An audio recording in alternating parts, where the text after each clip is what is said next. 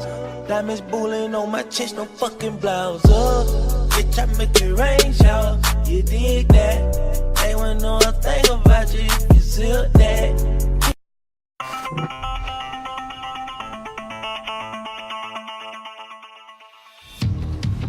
In your alternate timeline, the Nazis have won World War II. They've kind of taken over the world. Let us know, what is the extent of their control of the world? Besides an open front that they have in Africa, the whole planet is under Nazi oppression. In this game, we're taking the fight back home to BJ's homeland. This game is all about liberating the US and creating a platform there to liberate the rest of the world. Come on, Peter, let's go someplace else. Mom, No buts! Oh! Bitte schön. Danke. Tell us a little bit about how you subverted this notion of freedom with America under control of the Nazi regime. Yeah, this is New Orleans. The Nazis have turned it into basically a big ghetto, and this one here is sort of the main street of Roswell, New Mexico. Again, here is in the New Orleans area. But these places are vastly different from each other, where Roswell is a functioning city, and New Orleans is just big walls surrounding it, and people are left in there to fend for themselves. You start seeing Nazi propaganda everywhere. You Yeah. start seeing how the Nazis have kind of changed the focus and the culture of America. How are they doing that, and how is that displayed in the game through the story? Their overtaking of America is pretty mature at this point. It's been 14 years since America was conquered. So over time, of course, they've been subverting cultural icons and even language. They're doing the changeover day, so every American has to learn German. Remember, only 173 days left of English. Make sure you're prepared. What we're doing in terms of this environmental storytelling is showing how the Nazis are slowly changing the cultural identity of America. Now you, show me your identification papers, please.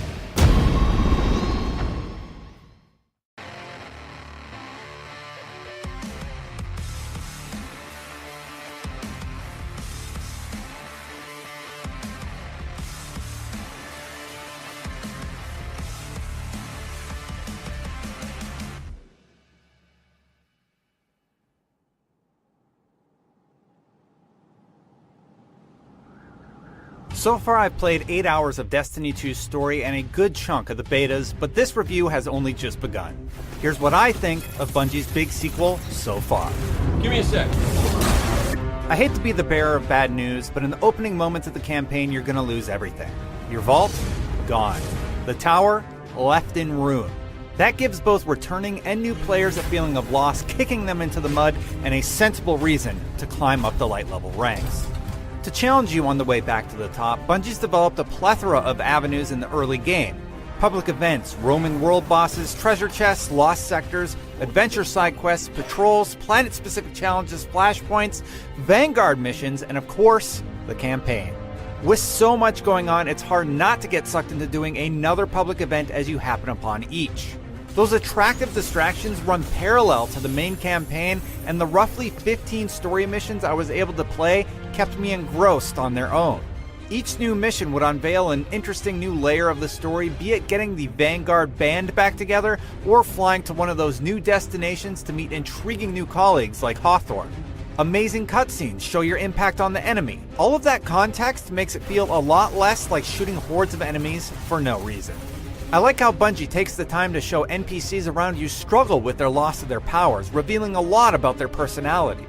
It's a sad but special treat to see the emotional range of Ikora and Zavala extend beyond a few sarcastic remarks hurled at each other across the table.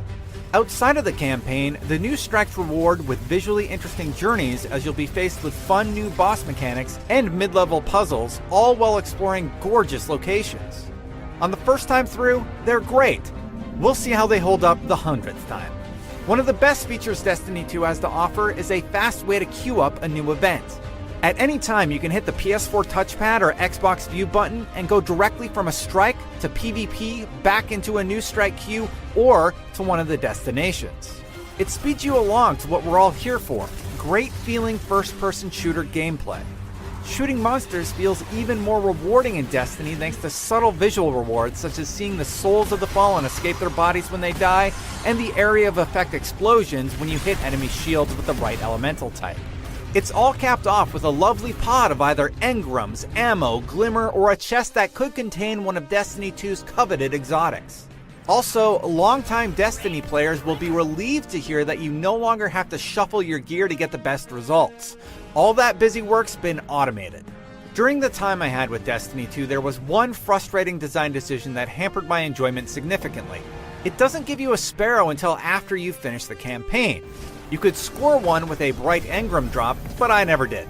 Meanwhile, my two fireteam friends were able to zip around, making me miss out on a story point and causing a desynchronized experience amongst my party. Bungie does say that there are some significant changes coming to the investment sandbox and gear systems in the Day 1 patch, and I sure hope that's one of them. One of the biggest missed opportunities I've come across so far was the anticlimactic way in which you get your subsequent subclass quests. You're given your initial powers during the campaign, but the others will simply drop randomly. The fact that my Hunter's Golden Gun side quest just kinda dropped into my inventory like a piece of loot made it feel much less special than I'd expected. The competitive PvP experience, on the other hand, has felt great so far. It's hard to discuss pre-launch because so much is in flux, but it seems like as long as you have a basic understanding of first-person shooters, you'll be able to fall into your favorite weapon archetypes and have a blast. I've only experienced Survival, Control, Supremacy, and Countdown across 10 maps, 11 on PlayStation 4, which all seem well balanced for the new 4v4 player count. Finally, I would be doing Destiny 2 a disservice if I didn't mention the superb soundtrack which keeps pace with where you're advanced to during your adventure.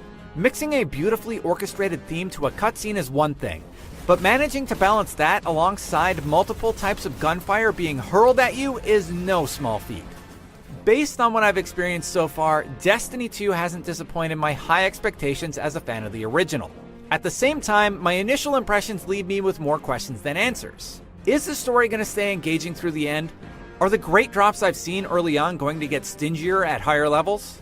Am I going to get bored exploring these new destinations? Join me live on IGN all week long as I stream day and night until we've answered them all and wrung out every drop of Vex milk that Destiny 2 has to offer. For more on Destiny 2, you're already in the right place. IGN. Take down that server and they stop. Place down. We're taking over, yeah, we're taking